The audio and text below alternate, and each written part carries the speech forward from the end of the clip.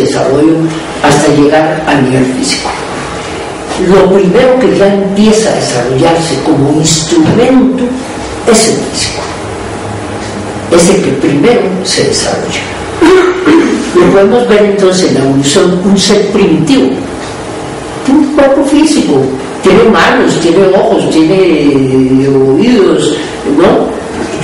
Tiene todas las condiciones de un ser ya más avanzado, pero él no responde sino a lo físico, ¿no? Es casi como instintivo todo lo que sucede en ese ser primitivo, y tiene que pasar muchas etapas y experiencias hasta que empiece a desarrollar otros niveles emocionales y mentales.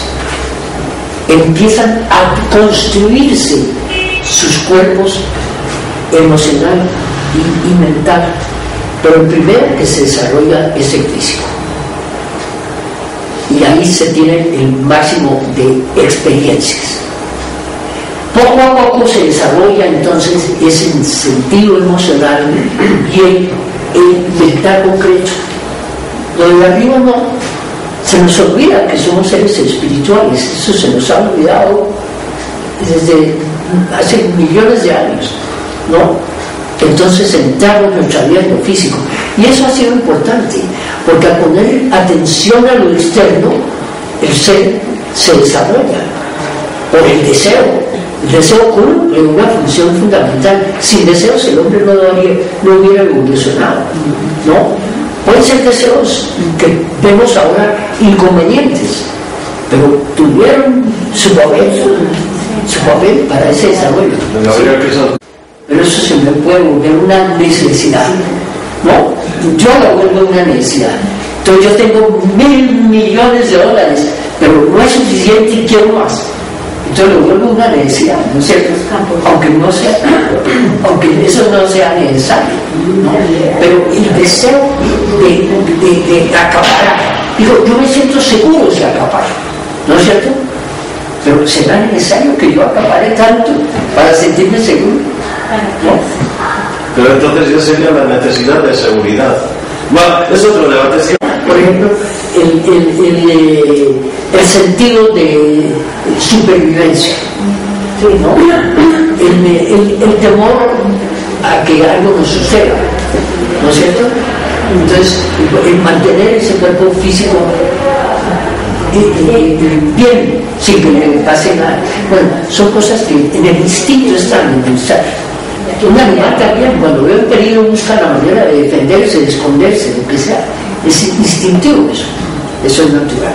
Pero hay otras cosas, por ejemplo, yo necesito una cama para dormir, pero necesito tener una cama en Europa, una en Asia, otra en América, otra no, y eso en un castillo o lo que sea.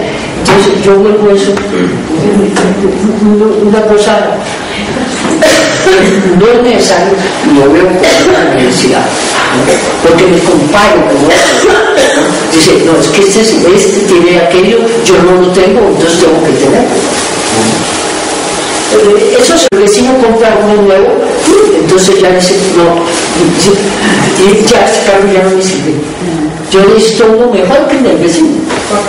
Pero será necesario, si ese carro le está funcionando bien. Entonces yo confundo mis necesidades, ¿no es cierto? Pero hay una necesidad. Entonces tengamos en cuenta esto, que nuestro desarrollo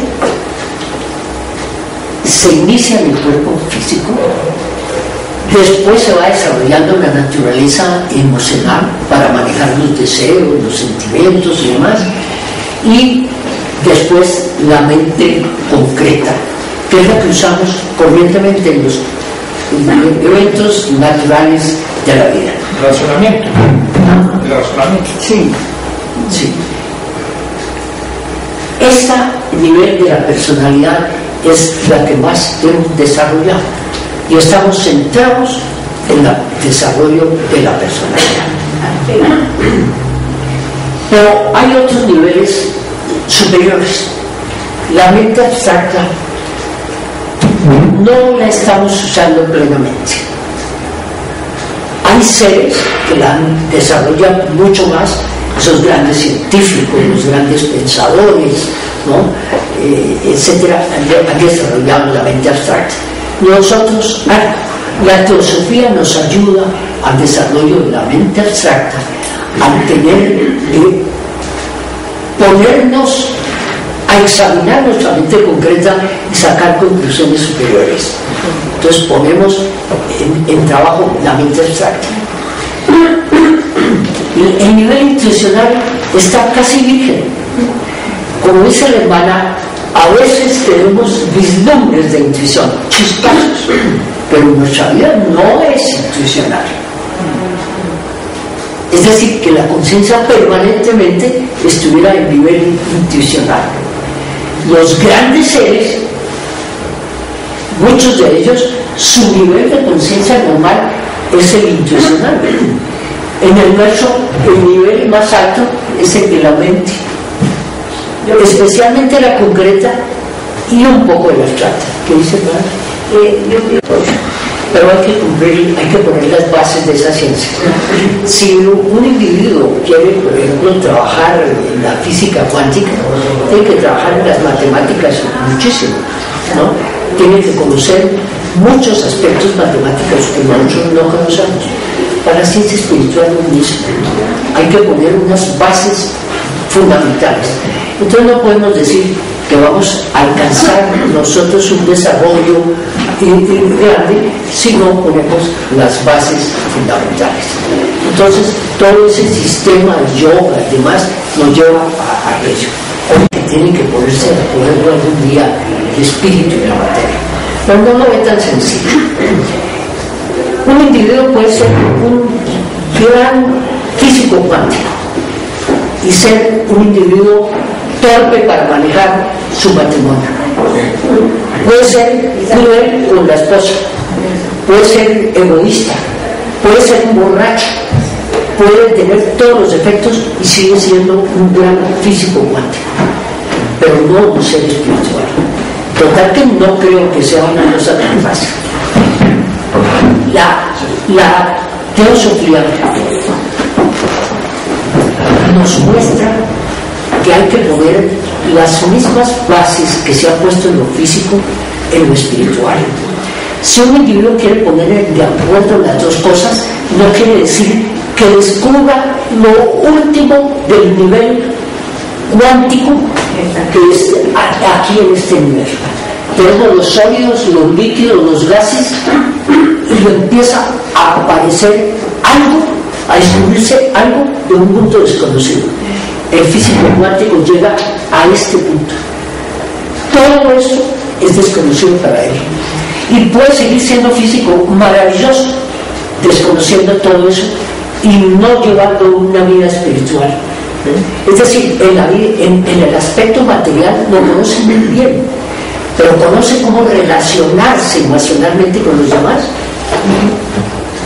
Mentalmente reconoce la unidad de la vida. O esto es muy bueno para mi país, o para mí, o para que me den el premio Nobel. Total que está muy lejos todavía de esa confusión de lo espiritual con lo material. La teosofía nos muestra que eso hay que hacerlo, pero hay que poner esas bases. Por ejemplo, la base de la vida espiritual es ética y moral. Para ser un físico no necesita la ética y la moral.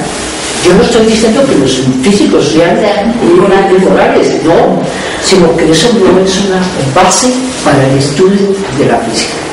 Y que comete las mismas torpezas de cualquier ser humano, aunque haya avanzado mucho en ese camino. Total que la filosofía va mucho más lejos. Y nos muestra, sí, hay que conocer ese mundo físico, pero en función de la unidad, en la función de lo espiritual. No es que si yo logro esta conquista, la patento para enriquecerme más a costa del empobrecimiento de los demás. Todo eso que se ha hecho con esas patentes, sí, ha hecho que se desarrolle mucho el mundo, pero a costa de mucho sufrimiento para el que no tiene acceso a ese dinero. ¿No es cierto? Entonces, La teosofía va muchísimo más lejos. Bueno, entonces tengamos en cuenta que nos estamos desarrollando lo físico a lo emocional y lo concreto, en alguna medida nos hemos desarrollado, tal vez bastante. Tenemos que desarrollar la mente abstracta, cosa que todavía está apenas comenzando a verse en la mayoría de los seres humanos, pero se nos muestra que hay algunos que ya lo han logrado y que la teosofía nos induce a que desarrollemos esa mente abstracta. Y esto es un cambio virgen de ahí para adelante, prácticamente algo que está por desarrollarse. El hecho de venir muchas veces, desaparece la personalidad, se crea una nueva, volvemos a tener experiencias una y otra vez, poco a poco nos hay desarrollado en estos niveles y tiene que desarrollar los niveles superiores. Por eso tenemos que encarnar muchísimas veces. Lo hemos desarrollado eso sin tener verdadera conciencia de que hay que desarrollarlo. La teosofía nos dice, se puede hacer conscientemente. Ponga usted atención a las cosas. Y nos da métodos. Y el método es yoga, ¿no? Y para ese desarrollo en una forma entonces gradual y continua, ¿no? Entonces no es cosa de tiempo, sino de hacerlo. Entonces las observaciones que se han hecho ahora nos hacen ver que todavía esa convergencia de lo espiritual y lo material está muy lejana, porque en la misma forma que se ha hecho con tanto interés y tanta seriedad en lo físico, hay que hacerlo con ese interés y seriedad en lo espiritual, ¿no? Bueno, hasta ahí tenemos entonces